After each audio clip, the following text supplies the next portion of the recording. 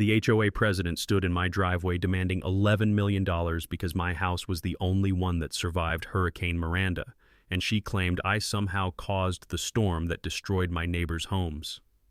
"Your illegal modifications redirected the hurricane," Delilah Pritchard announced, handing me an invoice for $11,000, community damage liability assessment. The smell of rotting drywall hung thick in the humid air. Around us, broken roof tiles crunched under cleanup crews' boots. I'm a retired Navy meteorologist, but apparently my storm preparations turned me into a weather wizard.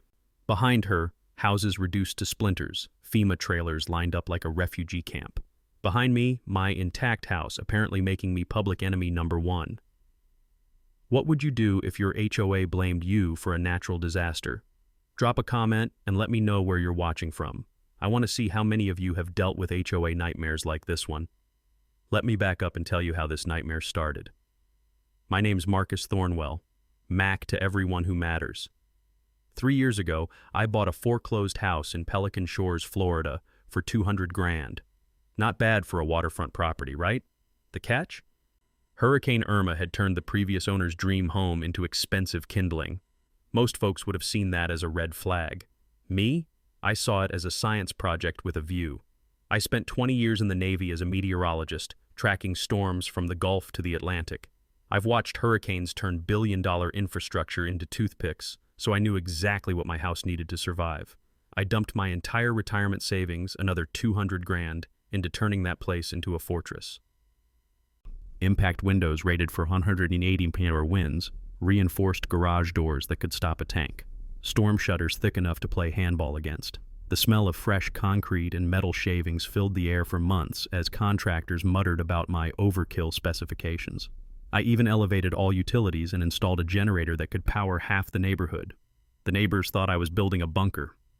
"Paranoid military guy," they'd whisper, sipping their morning coffee while watching my contractor army work. Little did they know I was about to save their property values, but one person hated every bolt I installed: Delilah Pritchard. Picture your worst HOA horror story, then add inherited money and a god complex. Delilah ruled Pelican Shores like Marie Antoinette with a clipboard. Her 4,000-square-foot McMansion squatted on the biggest waterfront lot, all beige stucco and red tile that screamed, "I peaked in 2005. From day one, she made it clear I didn't fit her suburban paradise vision. Every improvement request got shot down by her architectural review committee. Storm shutters? Aesthetic violation that diminishes property values? Reinforced garage? Military-style preparations don't match our community character. Here's where it got personal. After I offered to help neighbors prepare for hurricane season, Delilah sent me a cease and desist letter forbidding solicitation of storm services.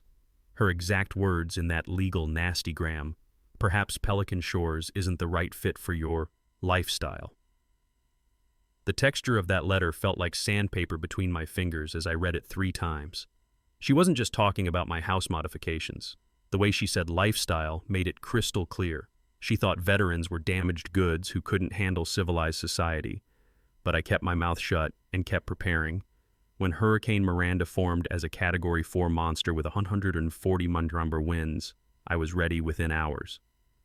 I tried one final time to help neighbors, sending detailed prep checklists and offering my generator for medical equipment. Delilah's response: a formal complaint to the sheriff claiming I was harassing and intimidating residents during a crisis. So I rode out Miranda alone. For 18 brutal hours, it sounded like standing inside a blender full of gravel. My fortress held. Every window, every bolt, every expensive modification did exactly what it was designed to do. When I opened my shutters the next morning, the devastation was biblical. 47 of 52 houses were destroyed or uninhabitable. Boats decorated living rooms like the world's worst feng shui. The bitter taste of disaster hung in the air with the smell of splintered wood and salt water. My house? A few missing shingles and hurt feelings from being the only survivor. That's when Delilah decided I was obviously a weather terrorist. 2 weeks after Miranda, Delilah called an emergency HOA meeting. The community center reeked of mildew and desperation. Half the residents were camping in FEMA trailers that looked like a refugee camp in our parking lot. Folding chairs squeaked against the damp linoleum as shell-shocked neighbors filed in. most carrying insurance paperwork thick enough to use as doorstops. I figured we'd discuss mutual aid, maybe organize some community rebuilding efforts. Instead, I walked into an ambush worthy of a daytime soap opera. Delilah strutted to the front in a crisp white pantsuit that probably cost more than most people's hurricane deductibles. Behind her stood a sweaty guy in an ill-fitting suit, clutching a briefcase like it contained state secrets instead of what I suspected was complete nonsense. "Ladies and gentlemen," Delilah announced with the dramatic flair of a prosecutor closing a murder case, "I've hired a forensic weather consultant to investigate the unusual damage patterns from Hurricane Miranda." The sweaty guy stepped forward, mopping his forehead with what looked suspiciously like a McDonald's napkin. "Dr. Bradley Pemberton," he introduced himself, and I had to bite my tongue to keep from laughing. This doctor looked like he'd rather be explaining why your warranty had expired. "After extensive meteorological analysis," Pemberton declared, "I've determined that unauthorized structural modifications to one property created aerodynamic irregularities that redirected Hurricane Miranda's destructive forces."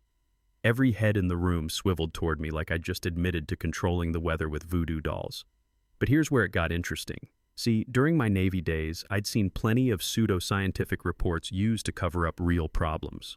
The language was always the same, lots of big words designed to confuse people who didn't know better. As Pemberton droned on about wind tunnel effects and concentrated storm surge redirection, I realized I was watching a masterclass in expensive bullshit. Delilah's smile could have cut glass. "Based on Dr. Pemberton's findings, we're assessing Marcus Thornwell $11 million in damages. His illegal storm preparations endangered our entire community." The room exploded like a shaken soda bottle. Angry voices ricocheted off the water-stained ceiling as neighbors who'd lost everything finally found someone to blame. The sound reminded me of feeding time at the zoo. Lots of noise, very little rational thought. I stood up slowly, my metal chair scraping against the floor like fingernails on a chalkboard. 20 years of military briefings had taught me that the best way to handle nonsense was with facts delivered calmly. "Before we discuss payments," I said, "I'd love to hear about Dr. Pemberton's meteorology credentials." Pemberton's face went from sweaty pink to boiled lobster red. "Well, I'm a certified insurance adjuster with 15 years of damage assessment experience." "Insurance adjuster," I repeated, letting that sink in. "And your training in hurricane dynamics?" The silence was so thick you could taste it, mixed with the lingering smell of mold and broken dreams. "I studied meteorological patterns as part of my certification." I pulled out my phone and showed the room Pemberton's Facebook profile. Back in the Navy, we called this opposing research. Basically, never walk into a fight without knowing who you're dealing with. Turned out our expert sold auto insurance in Tallahassee and listed his hobbies as fantasy football and craft beer brewing. "So Geico's weather department is now doing hurricane forensics?" I asked. "Ma'am, I tracked storms professionally for 2 decades. Storm surge is water, not wind. It doesn't redirect around buildings like a river. It's more like a tsunami that goes wherever physics takes it." Mrs. Ariana's voice cut through the silence. "Wait, did he just say this guy sells car insurance?" That's when Delilah made her fatal mistake. Instead of cutting her losses, she went all in like a poker player with a losing hand and too much pride. "The HOA board has voted unanimously to pursue full damages. We're placing an immediate lien on Mr. Thornwell's property and considering criminal charges for reckless endangerment." Now here's something I learned during all those years dealing with military bureaucracy. When someone threatens you with legal action, the best response is to know the law better than they do. I'd spent the past 2 weeks reading Florida housing statutes while my neighbors fought insurance companies, and I'd discovered some very interesting rules about HOA transparency. I smiled and pulled out a manila folder thick enough to stop a bullet. "Since we're discussing legal matters, I'd like to examine the HOA's financial records for the past 5 years. Every transaction, every expense, every contract." Delilah's confident expression shattered like a window in a hailstorm. "That information is confidential. Actually, Florida law requires HOAs to make financial records available to any homeowner upon request. No exceptions, no executive privilege." The beautiful thing about living in the Sunshine State is that transparency laws actually mean something here. The room's energy shifted like air pressure before a storm. I could see neighbors doing mental math, probably wondering where their monthly HOA fees had been going while their roofs leaked. "I'll expect those records tomorrow," I continued, along with documentation of Dr. Pemberton's qualifications and the board vote authorizing this assessment. As the meeting dissolved into whispered conversations and suspicious glances at Delilah, 3 neighbors approached me: Tommy Martinez, a disabled Army vet, Sarah Ariana, the elementary teacher, and Mrs. Rodriguez, whose late husband had been HOA treasurer before Delilah's reign began. "Mac," Tommy whispered, his voice carrying the weight of someone who'd seen enough battles to recognize when a new one was starting. "We voted against this circus. Don't let her steamroll you." "Game on, Delilah. Game on." 3 days after the meeting, a legal envelope thick enough to stop a small-caliber bullet appeared on my doorstep. The return address read, Pemberton and Associates. Apparently, Delilah had graduated from her brother-in-law's weather expertise to actual lawyers.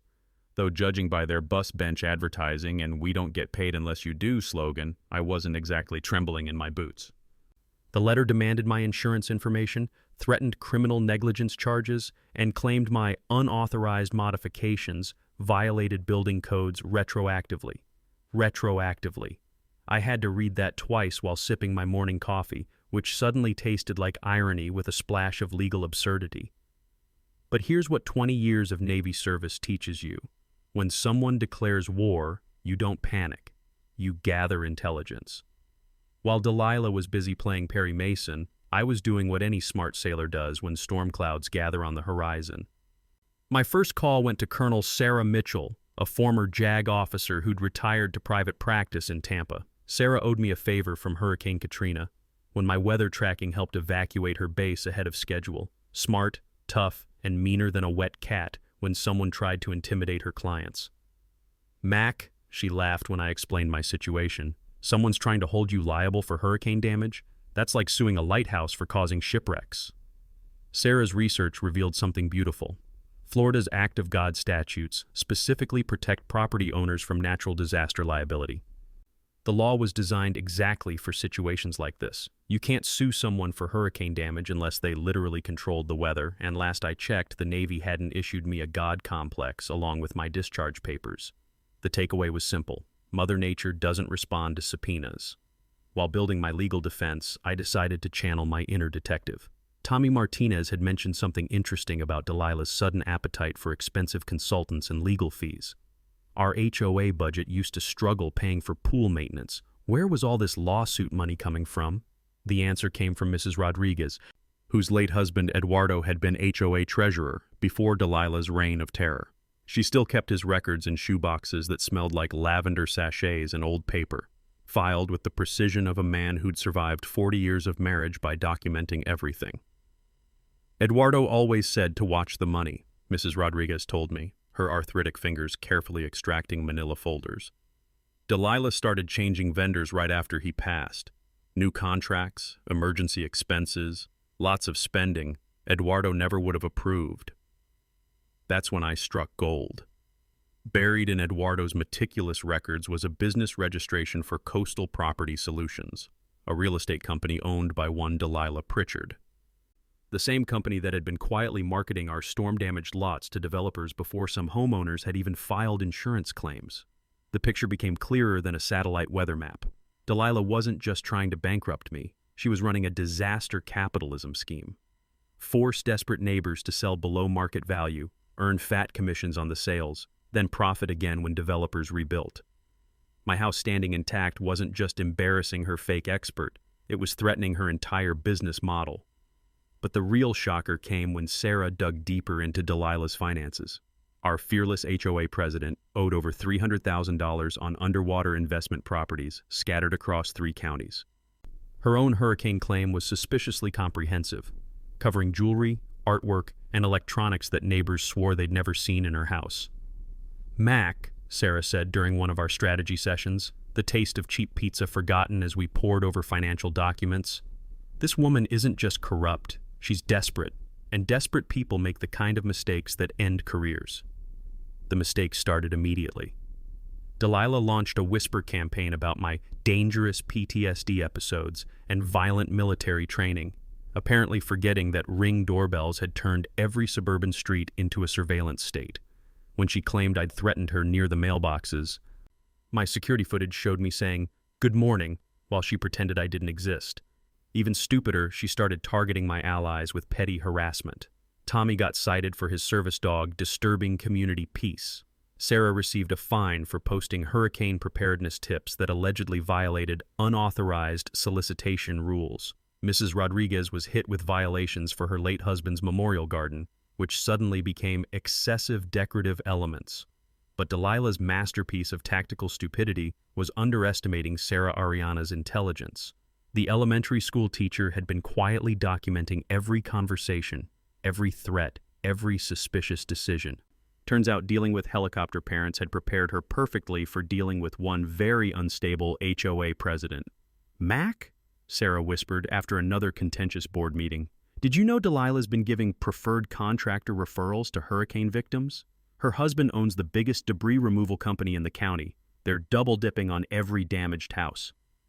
The metallic taste of anticipation replaced the constant anxiety that had been my unwelcome companion since this circus began. Every thread we pulled unraveled more corruption, more conflicts of interest, more evidence that Delilah had turned natural disaster into personal profit. As evening fell and I sat in my intact kitchen, surrounded by evidence that would make a federal prosecutor weep with joy, I realized something important. Delilah had picked a fight with the wrong weatherman, and unlike hurricanes, this storm was just getting started.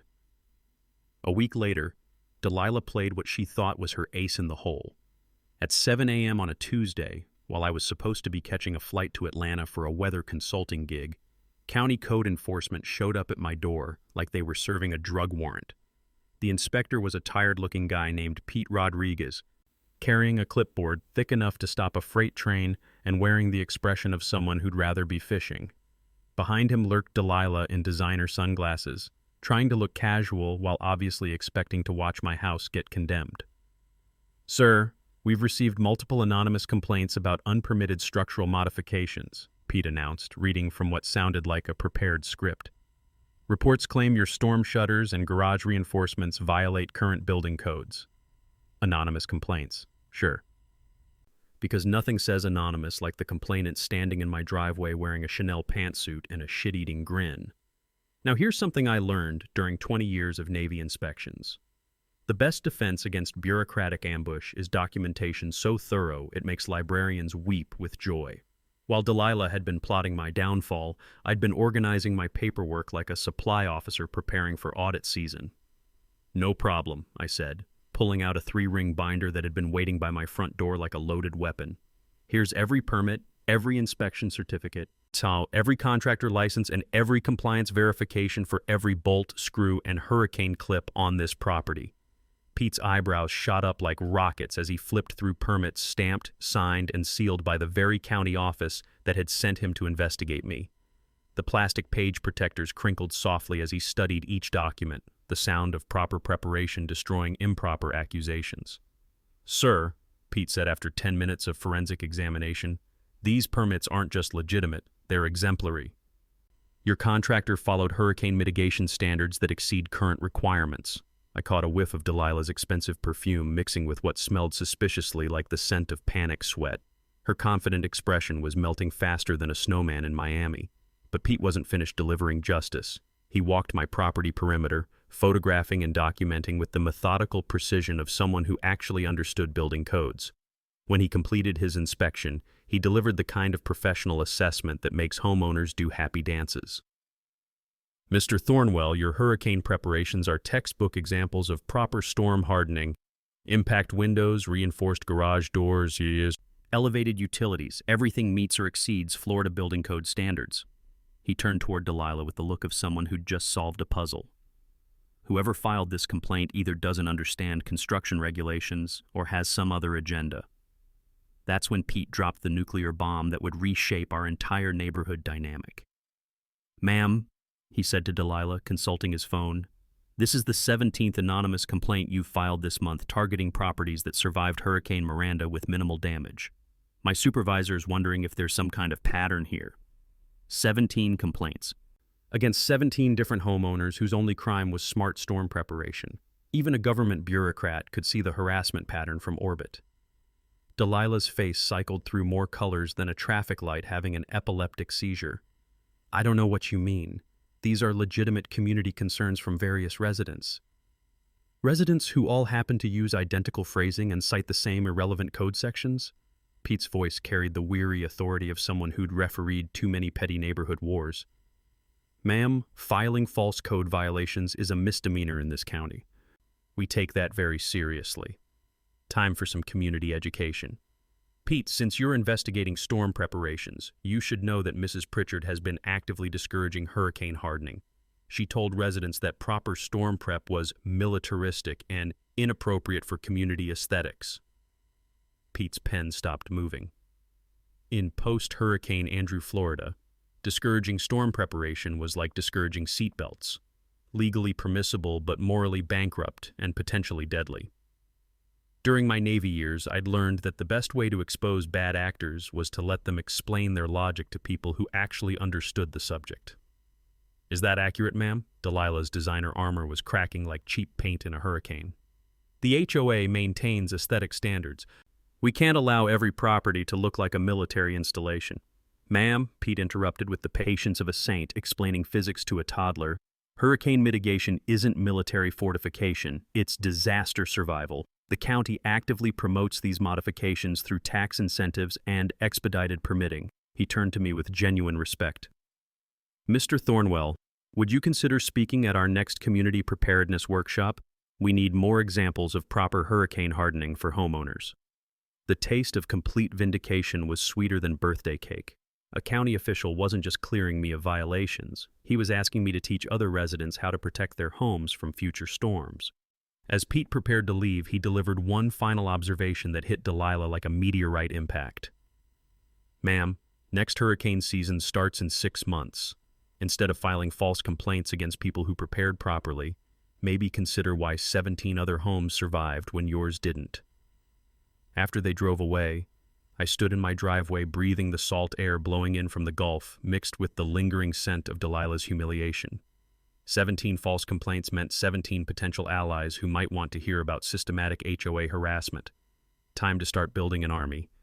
That evening, Colonel Sarah Mitchell arrived at my house carrying 2 bottles of beer and a briefcase that looked like it could survive a nuclear blast.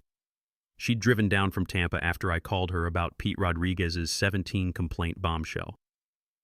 Mac, she said, settling into my reinforced patio chair with the satisfied expression of a lawyer who smelled blood in the water, it's time we stopped playing defense and started playing hardball. Sarah had spent the week using Florida's sunshine laws like a legal crowbar, prying open every HOA document Delilah had tried to keep buried. The stack of papers she pulled from her briefcase was thick enough to use as a doorstop, and the smell of fresh printer ink mixed with the evening salt air made everything feel official and ominous. Your HOA's governing documents contain something very interesting, Sarah announced, spreading papers across my patio table like a dealer shuffling cards. There's an emergency assessment clause that allows the board to levy special fees during community crises. I nodded, sipping my beer. That makes sense. Hurricane repairs, emergency infrastructure. But here's the beautiful part, Sarah continued, her voice taking on the tone of a prosecutor closing a murder case. Any assessment over $5,000 requires approval from 75% of homeowners. Not the board, the actual residents. The significance hit me like a lightning bolt on a clear day. Delilah's $11 million demand, completely illegal under your own HOA bylaws. She needed you to settle quietly because a community vote would expose everything. Sarah's smile could have powered the neighborhood. She violated her own rules and hoped you wouldn't know better. But Sarah was just getting warmed up. Her forensic accounting background, a skill she'd developed chasing military contractors who thought creative bookkeeping was an art form, had uncovered something that made my blood pressure spike into dangerous territory. Mac, your HOA's emergency fund is missing $340,000. The taste of beer turned sour in my mouth. Missing how? Payments to something called Hurricane Preparedness Consulting Services, a shell company registered in Georgia. Guess who owns it? I didn't need to guess. Delilah's nephew? Her nephew Bradley, the same Bradley Pemberton who's been pretending to be a meteorologist. Sarah pulled out a business registration document that connected more dots than a children's activity book. They've been siphoning HOA funds for 2 years, paying for fake consulting services while real storm preparation was actively discouraged. The criminal conspiracy was elegant in its simplicity: discourage actual hurricane preparedness, steal community funds through fake consulting contracts, then profit from post-disaster real estate chaos while blaming prepared homeowners for everyone else's suffering. But the insurance fraud angle made everything even more twisted. Sarah's investigation revealed that Delilah's post-hurricane claims included items that neighbors swore had never existed in her house: jewelry, electronics, artwork, all conveniently destroyed by the same storm that had barely scratched my properly prepared home. She overinsured everything and claimed maximum damages, Sarah explained, spreading insurance documents across the table like evidence in a courtroom. Your house surviving threatened her entire scam. If people realized proper preparation actually worked, they might start asking why the HOA discouraged it while paying for fake preparedness consulting. The puzzle pieces were falling into place with satisfying clicks. Delilah hadn't just been targeting me, she'd been running a multi-layered fraud operation that turned natural disasters into personal profit. My hurricane-proof house was living evidence that her victims could have been protected if she hadn't sabotaged their efforts. So what's our move? I asked, watching the sun set over the Gulf while mentally preparing for the legal battle ahead. Sarah's expression shifted into full attorney mode. We could settle quietly, expose the fraud privately, let her plea bargain her way into minimal consequences. She paused, letting that option hang in the humid evening air like a bad smell. Or we go public, full transparency, community meeting, media coverage, clean house completely and make sure this never happens to another neighborhood. The choice was obvious. This wasn't just about my house anymore. It was about protecting every community from HOA predators who turned tragedy into profit. Sarah, I said, raising my beer in a toast to justice, let's burn this whole corrupt system to the ground. Time to execute the mission. My garage transformed into something that would make a Pentagon strategist proud. Hurricane tracking maps came down, replaced by timeline charts connecting Delilah's financial crimes like a conspiracy theorist's fever dream. Whiteboards covered in legal flowcharts lined the walls, and Colonel Sarah Mitchell coordinated our assault via secure video calls that made my neighbors think I was running a covert operation, which, in a way, I was. The Hurricane Survivors Network had grown from 3 allies to 23 homeowners, each contributing pieces of Delilah's corruption puzzle. Tommy Martinez brought HOA meeting recordings, perfectly legal in Florida, where sunshine laws mean everything's fair game for documentation. Sarah Ariana provided detailed notes from her interactions with devastated neighbors, documenting the systematic pressure to sell below market value. Mrs. Rodriguez contributed her late husband's meticulous financial records that revealed the exact moment Delilah's spending had gone off the rails. But building a case required more than angry neighbors and suspicious paperwork. Sarah Mitchell had taught me something crucial during our military days. Winning battles requires understanding the weapons at your disposal. Florida law provides citizens with some surprisingly powerful tools for fighting corruption, and I was about to use every single one. First weapon, qui tam lawsuits. This beautifully obscure legal concept allows private citizens to sue on behalf of the government when someone defrauds public agencies. Since our HOA received county tax exemptions and federal disaster aid, Delilah's embezzlement qualified as government fraud. The potential penalties could bankrupt her entire real estate empire, and successful whistleblowers get to keep a percentage of recovered funds. Second weapon, RICO violations. When someone commits multiple crimes as part of an organized pattern, embezzlement, insurance fraud, filing false government reports, federal prosecutors can treat it like organized crime. Delilah's systematic harassment of prepared homeowners while stealing community funds created exactly the kind of criminal enterprise that RICO was designed to destroy. Third weapon, Florida's sunshine laws. HOA governance must be transparent, with all financial records available to homeowners and all decisions made in properly noticed public meetings. Delilah's secret consulting contracts and closed-door assessments violated so many transparency requirements that our county attorney was practically salivating over the case. Each legal strategy was explained in terms any homeowner could understand, because the goal wasn't just to defeat Delilah, but to educate other communities about protecting themselves from similar predators. Our media strategy developed like a military campaign, with Sarah Mitchell's journalist contacts at the Tampa Bay Times providing the firepower we needed. The hurricane preparedness angle offered human interest appeal. Retired Navy meteorologist helps neighbors prepare for storms, gets sued for success. But the corruption investigation provided the investigative journalism hook that could turn local news into national coverage. The timing had to be perfect. Hurricane season's anniversary meant maximum media attention to storm-related stories. Delilah's crimes were still fresh in everyone's memory, and insurance companies were already investigating suspicious claims patterns across the region. Evidence compilation became a neighborhood obsession. Financial records revealed $890,000 in questionable expenses over 4 years, including payments to shell companies, inflated contractor bills, and consulting fees for services never rendered. Video evidence from security cameras showed Delilah's contradictory statements at different meetings, catching her in lies about everything from budget approvals to hurricane preparedness policies. Insurance adjusters started cooperating after realizing Delilah's fraud investigation could help them recover millions in fraudulent claims.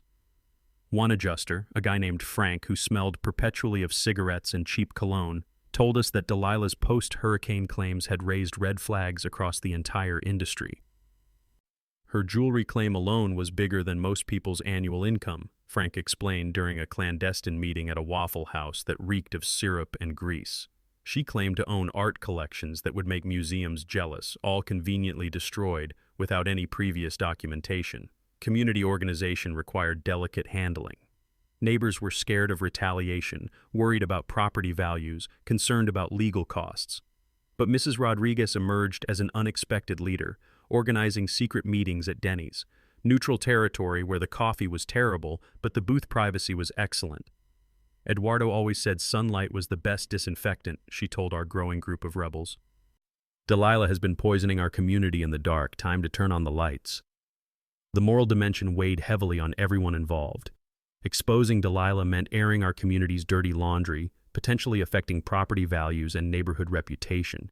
But the alternative, letting her continue victimizing disaster survivors, was unacceptable to anyone with a functioning conscience.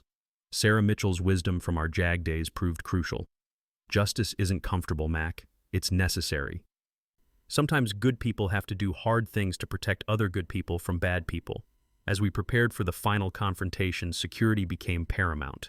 Additional cameras went up around my house, all interactions with Delilah's representatives were documented, and multiple backup copies of evidence were stored in different locations. We'd learned from military operations that redundancy saves missions when primary plans fall apart. The preparation phase was complete, time to execute justice. Delilah's panic became visible the moment she realized we'd been investigating her finances. The HOA board treasurer, a spineless guy named Marcus Feldman who'd been rubber stamping her decisions for years, apparently grew a conscience and warned her about our document requests. Within 24 hours, Delilah went into full damage control mode. Her first move was straight out of the criminal's handbook: destroy the evidence. She claimed a water leak in the HOA office had destroyed 7 years of financial records, including all the documentation we'd requested. The timing was so convenient it would have made a Hollywood screenwriter blush with embarrassment. What Delilah didn't know was that Sarah Ariana had been photographing every document during her volunteer work organizing HOA files. Teachers are natural archivists, and Sarah's classroom experience with documenting student progress had prepared her perfectly for documenting HOA corruption. We had copies of everything Delilah thought she'd destroyed, stored safely in multiple locations. Colonel Sarah Mitchell's legal advice echoed in my head like a mantra from my Navy days. Never interrupt your enemy when she's making mistakes. So we let Delilah believe her document destruction had worked while quietly building our case with evidence she didn't know we possessed. The mistake cascade accelerated when Delilah hired a private investigator to dig up dirt on me. A sleazy-looking guy in a wrinkled suit started following me around town, asking neighbors about my military background and potential for violence. The irony was beautiful. Delilah was so desperate to find evidence of my instability that she was demonstrating her own complete loss of rational judgment. But her stupidest move came when someone tried to sabotage my storm shutters. My security cameras caught a figure in dark clothing tampering with the mounting hardware at 3 a.m, using tools that looked suspiciously similar to ones I'd seen in Delilah's contractor husband's truck. The footage was clear enough to make CSI investigators weep with joy. Sheriff's Deputy Maria Santos took the criminal report with the kind of professional interest that suggested this wasn't her first HOA-related crime investigation. The metallic taste of satisfaction filled my mouth as she examined the tampered bolts and collected toolmark evidence that could potentially link the sabotage attempt directly to Delilah's household. "Mr. Thornwell," Deputy Santos said, her voice carrying the authority of someone who'd seen enough neighborhood wars to recognize criminal escalation, "sabotaging hurricane equipment is serious business in Florida. Someone could have been killed if these shutters failed during the next storm." The sabotage attempt backfired spectacularly because it proved everything we'd been saying about Delilah's desperate criminality. Here was physical evidence that she was willing to endanger lives to cover up her financial crimes, exactly the kind of escalation that turns misdemeanor fraud into felony charges. Meanwhile, Delilah's intimidation campaign against my allies reached new levels of petty cruelty. Tommy Martinez got cited for his service dog allegedly disrupting community peace when the animal barked at a raccoon. Sarah Ariana received a formal violation for posting hurricane preparedness tips on the community Facebook page, accused of unauthorized solicitation of services. Mrs. Rodriguez faced threats about her late husband's memorial garden, with Delilah claiming the flowers violated aesthetic uniformity standards. But Delilah's masterpiece of tactical stupidity was underestimating the intelligence and determination of the people she was trying to intimidate. Tommy had dealt with worse threats in Afghanistan and wasn't about to be bullied by a suburban tyrant. Sarah's teaching experience had prepared her for dealing with unreasonable authority figures, and she documented every interaction with the precision of someone writing lesson plans. The real breakthrough came when Sarah discovered Delilah's husband's debris removal company had been overcharging hurricane victims by an average of 300%. Insurance companies were already investigating inflated cleanup costs, and the connection to our HOA president added another layer of criminal conspiracy to our growing case. "Mac," Sarah whispered during another clandestine Denny's meeting, the smell of stale coffee and desperate criminals hanging in the air. "They've been running a full disaster profiteering operation. Discourage preparation, steal community funds, cause maximum damage, then overcharge for cleanup while earning real estate commissions on forced sales." The scope of Delilah's corruption was breathtaking in its audacity and sickening in its impact on vulnerable neighbors. Elderly residents were being pressured to sell homes they'd lived in for decades. Young families were struggling with inflated repair costs while dealing with insurance company delays. Veterans like Tommy were being harassed for the crime of supporting someone who'd actually helped the community. My insurance adjuster, Frank, called with news that made the bitter taste of injustice turn sweet with anticipation of justice. "Mac, your case broke open something huge. We've got pattern evidence linking fraudulent claims across 3 counties, all connected to Delilah's real estate network. The state insurance fraud unit wants to talk to you." As I sat in my intact kitchen, surrounded by evidence folders and legal documents, the sound of hammering from ongoing repairs echoing through the neighborhood, I realized we'd moved beyond simple HOA disputes into federal criminal territory. Delilah had picked a fight with the wrong Navy weatherman, and hurricane season was about to arrive with a vengeance. Delilah's final desperate gambit proved she'd completely lost touch with reality. Facing mounting evidence of her corruption in a community that was rapidly turning against her, she decided to liquidate HOA assets to fund her legal defense. Her plan was breathtakingly audacious. Sell the community pool, clubhouse, and playground equipment to pay for lawyers who might keep her out of federal prison.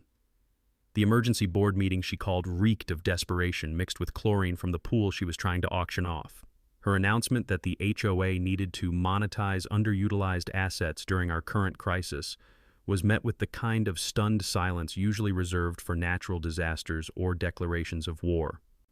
"Due to extraordinary legal expenses," Delilah explained to a room full of neighbors whose jaws had collectively hit the floor, "the board has voted to exercise emergency powers and liquidate recreational facilities that drain our budget." Mrs. Rodriguez stood up with the kind of righteous fury that would have made her late husband proud. "You want to sell our children's playground to pay your lawyers? Have you completely lost your mind?" But I'd been expecting something exactly this stupid.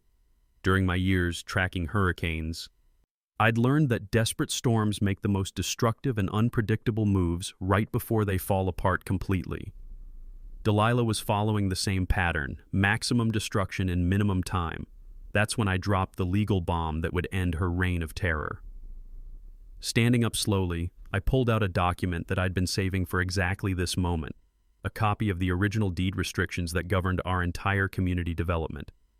"Delilah," I said, my voice carrying the calm authority of someone who'd done his homework while his opponent was busy committing crimes, "those recreational facilities can't be sold without unanimous homeowner consent.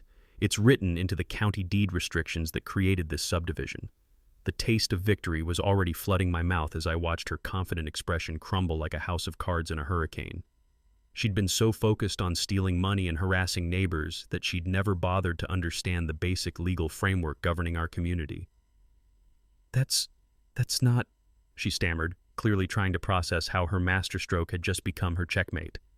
Colonel Sarah Mitchell had helped me research the deed restrictions during our preparation phase, and we'd discovered something beautiful. The original developers had protected community amenities specifically to prevent exactly the kind of asset stripping Delilah was attempting. The legal language was crystal clear and absolutely binding. "Furthermore," I continued, enjoying the sound of my own voice delivering justice, "attempting to liquidate protected assets to fund personal legal defense violates both county regulations and federal housing laws. I've already filed an injunction preventing any asset sales." The room erupted in applause that sounded like thunder rolling across the Gulf. Neighbors who'd been terrorized by Delilah's harassment campaign finally saw her criminal desperation exposed in broad daylight. But Delilah wasn't finished making mistakes. In a final act of breathtaking stupidity, she tried to bribe me through an intermediary, her lawyer's paralegal, a nervous-looking woman who approached me in the Publix parking lot like she was selling state secrets instead of attempting to commit a felony.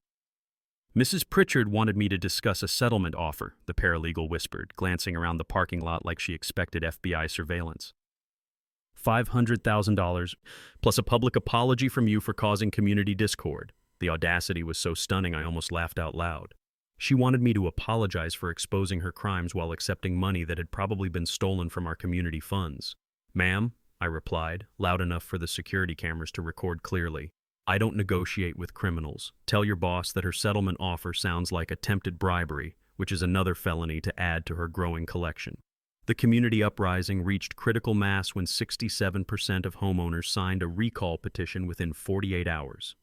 Delilah's claim that emergency powers suspended democratic processes was shot down by the county attorney faster than a clay pigeon at a shooting range. Media attention exploded like a Category 5 storm making landfall. National news outlets picked up the story of the Florida HOA that sued a hurricane hero, and Delilah's attempts to give interviews only made her look more unhinged. Her television appearance, where she claimed that military people don't understand civilian community standards, became an instant internet meme that destroyed what remained of her credibility. The FBI's involvement escalated everything into federal criminal territory. Asset seizure warrants froze Delilah's bank accounts and real estate holdings while investigators traced the money flow through her various shell companies.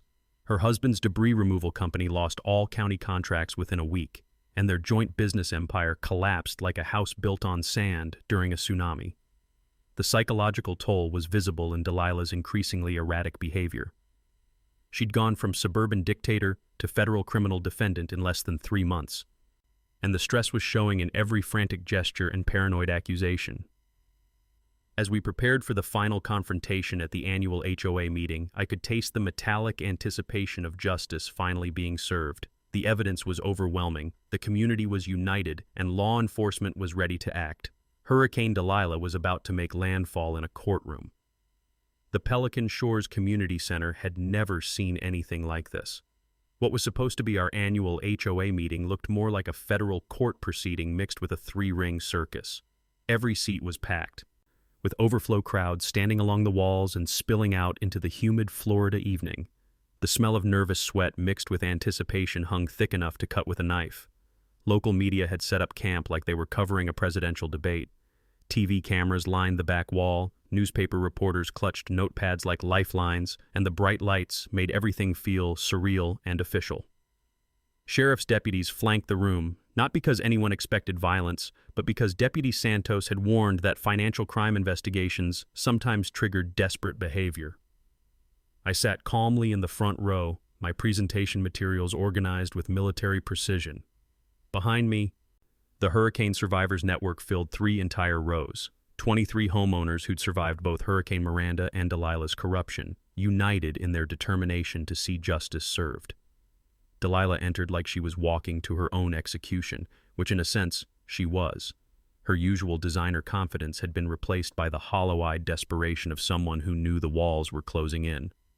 Her lawyer, a different one from last month because apparently attorney retention was becoming problematic, whispered frantically in her ear as they took their seats. The meeting opened with standard HOA business, but everyone knew we were just going through the motions before the main event. When I was finally called to present my community concerns, the room fell silent enough to hear the air conditioning struggling against the packed crowd. "Ladies and gentlemen," I began, my voice carrying the calm authority I'd learned from 20 years of Navy briefings. 3 months ago, Hurricane Miranda devastated our community. Tonight, I'm going to explain how we were devastated twice, once by nature and once by the criminal conspiracy that was supposed to protect us. I started with the basics, showing aerial photographs of hurricane damage patterns that clearly demonstrated storm surge movement. The science was irrefutable. Wind doesn't redirect water around buildings like rivers around rocks. Physics doesn't work that way, and any actual meteorologist would know it. But this was never about hurricane science, I continued, clicking to financial documents that made the audience gasp audibly. This was about $890,000 stolen from our community fund over 4 years. The room erupted as neighbors saw their monthly HOA fees documented as payments to shell companies, fake consulting contracts, and inflated emergency expenses. Mrs. Rodriguez's careful record-keeping had provided the paper trail that connected every fraudulent transaction to Delilah's personal enrichment. Delilah tried to mount a defense that would have been pathetic if it weren't so insulting to everyone's intelligence. Standing on shaking legs, she claimed the financial irregularities were accounting errors and accused me of conducting illegal surveillance with military-grade intimidation tactics. The microphone squealed feedback as her voice rose to near hysteria. "This man has clearly suffered psychological damage from his military service. He's created elaborate conspiracy theories to explain his own paranoid delusions." That's when I played the recording that ended everything. "Ladies and gentlemen," I announced, "let me share Mrs. Pritchard's own words from a conversation she had with her insurance adjuster, recorded by the adjuster himself as part of standard industry practice."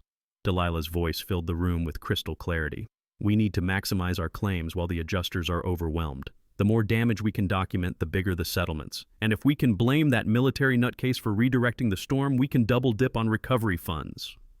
The silence that followed was deafening. Then the room exploded like a powder keg, with angry voices demanding answers, explanations, and Delilah's immediate removal from any position of authority. But the evening's drama wasn't finished. As Delilah tried to deny the recording's authenticity, FBI agent Patricia Huang entered through the main doors with the kind of purposeful stride that makes guilty people develop sudden bladder problems. "Delilah Pritchard," Agent Huang announced, her voice cutting through the chaos like a sword through silk, "you're under arrest for mail fraud, conspiracy to commit insurance fraud, and embezzlement of federal disaster relief funds." The handcuffs clicking into place sounded louder than thunder in the stunned silence. Delilah's theatrical breakdown, complete with fainting spell and claims of persecution, would have been entertaining if it weren't so pathetic.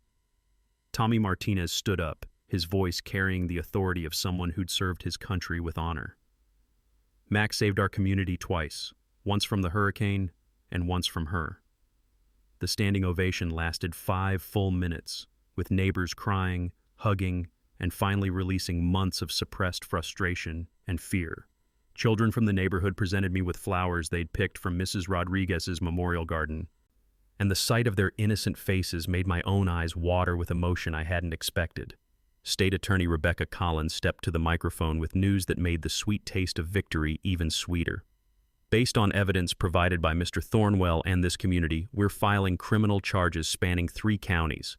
This investigation has uncovered the largest HOA fraud scheme in Florida history." Justice, it turned out, tasted better than victory. 3 months after Delilah's very public perp walk, Pelican Shores had transformed from a disaster zone into something resembling an actual community. The federal judge sentenced her to 18 months in prison plus $1.2 million in restitution, money that flowed back into our HOA accounts like a financial tsunami in reverse. Her debris removal empire collapsed faster than a house of cards in a hurricane, and their real estate schemes crumbled into bankruptcy proceedings that would keep lawyers busy until the next ice age. I'd reluctantly accepted the HOA presidency after neighbors staged what amounted to a democratic revolution. My first executive order, financial transparency so complete it would make the Pentagon jealous. Every expense over $50 required board approval. Every contract got published online, and monthly reports became as regular as Florida thunderstorms. The cultural transformation was even more dramatic. Neighbors who'd communicated exclusively through passive-aggressive violation notices were now organizing block parties and sharing storm prep tips like recipes. The weekend smell of barbecue smoke had replaced the stench of fear and suspicion that had poisoned our air for years. My relationship with Colonel Sarah Mitchell had evolved from legal collaboration into something that made my morning coffee taste like victory every day.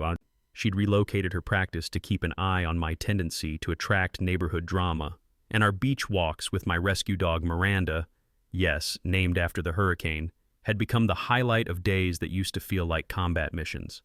The Hurricane Heroes Scholarship launched with funds from my book deal and speaking fees from communities wanting to learn storm prep and corruption prevention.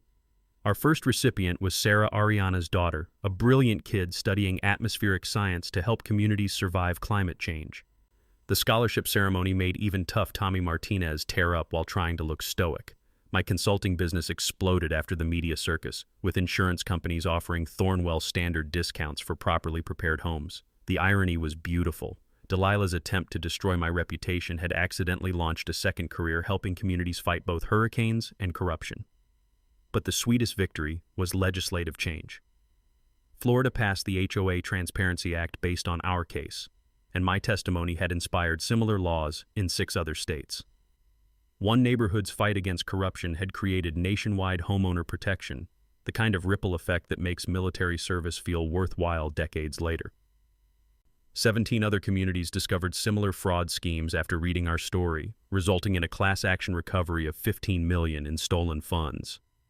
My house became an unofficial shrine for storm preparation enthusiasts, and monthly workshops filled faster than evacuation shelters during hurricane warnings.